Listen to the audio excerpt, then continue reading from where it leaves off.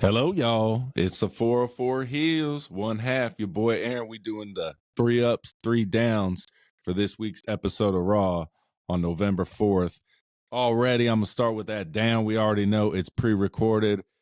I didn't know it was going to be pre-recorded, but then I see all this information online. I'm like, oh, damn, I read it. The Battle Royal, I knew about that. I knew Io Sky won it. That was the first thing I said. So I was like, shit, let me try and avoid this. So I avoided it for the most part. I really didn't know who the winner of the Fatal 4-Way at the end was, so that was pretty nice. But overall, it wasn't the best show, wasn't the worst show, but we're going to start with our first up, and that's going to be Liv Morgan kind of planting that seed for Bianca and Jade for maybe a heel turn, because she's like, it all starts, Liv comes out, Raquel, Dirty Dom comes out, they're talking about how she's the first ever Crown Jewel champion, all that good stuff. First back to, first ever this, first ever that. She's got a ring, all that good stuff. She took care of Rhea Ripley, all that good stuff too. There's no one really left in her wake. So then we get Jade and Bianca coming out to confront them, saying, hey, let's do these tag titles right now. We can go right now. Liv, Raquel, kind of avoiding it, really don't want it, all that good stuff. So then we get Adam Pearce coming out, and he's like, hold the phone. And this is what I already knew was going to happen, and I already knew the winner. But he announces that there's going to be, the Battle Royal, and it starts now.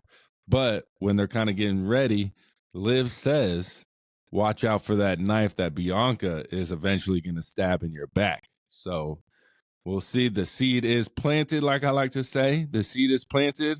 We just need to water that motherfucker and let it grow and see what happens. What do y'all think's going to happen? When's it going to happen? I definitely think it's probably going to be a Royal Rumble match. And I definitely think maybe Bianca might be getting this belt off Liv, or Jay getting this belt off Liv sooner than later. Maybe not Survivor Series, maybe Raw and SmackDown or something. Something to that aspect, I think. Maybe Raw and SmackDown. That'd be because they're talking like it's going to be a PLE match. But we'll see what happens, y'all. If I don't talk anything about it on Raw too in detail, that means I'm kind of saving it for our word on the street when I talk to my boy Seth Ronan and we break down all the week's information. So we'll get to it. But my second up is going to be the Jay, Jimmy, Sami promo. It was pretty good. It comes out. We got, they're in the ring. They're talking. They're coming out. Sami comes out. Everyone loves him there for obvious reasons. And then, they're saying, they're chanting Sami Uso the whole time. So we're getting a lot of Sami love, They come out. Jimmy still ain't feeling it.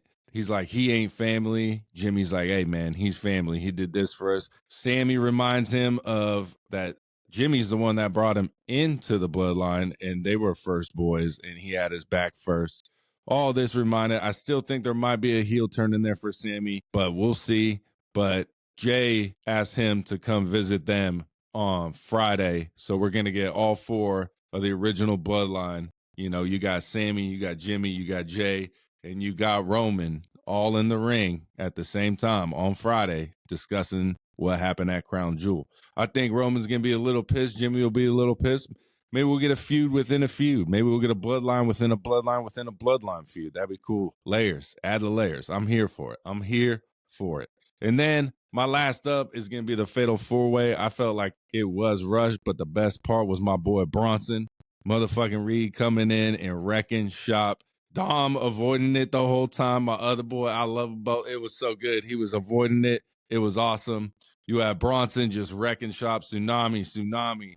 Kind of a makeshift tsunami. Seth Rollins through the announcer table. Dom still couldn't get the win because Damian eventually gets the win on Dom. But it was a great, entertaining match. Bronson Reed kind of got some of that, power back wrecking Seth. Seth kind of just seems like he got lucky at Crown Jewel.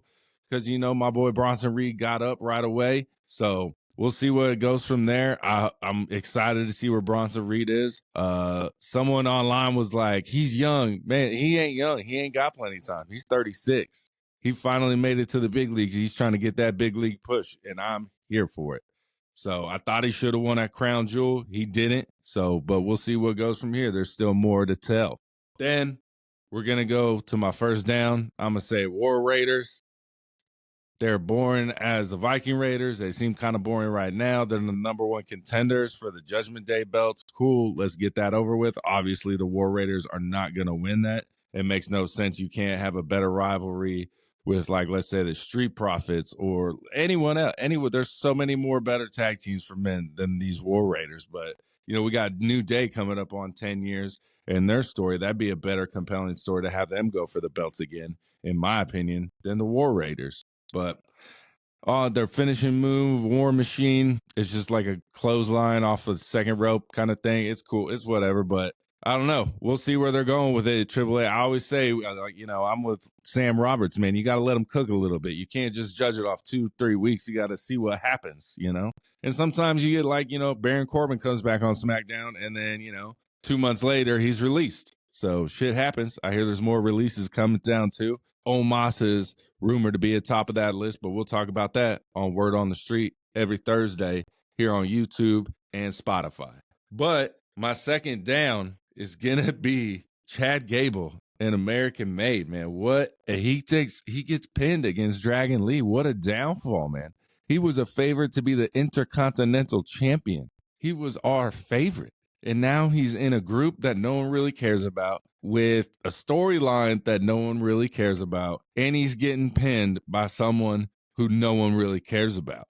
He's still putting on good matches. It was still a good match. It's just the storyline. I feel like since they put him in with the Wyatt Six, they agree with me, I guess. Since you put him in the Wyatt Six, it just hasn't been the same. It hasn't been good. So we'll see where they're going with this American made. Like I just said, you got to kind of let them adapt the story, but it's just right now it's going to get it down. My boy Chad Gable was on top. He was a favorite to be an Intercontinental Champion.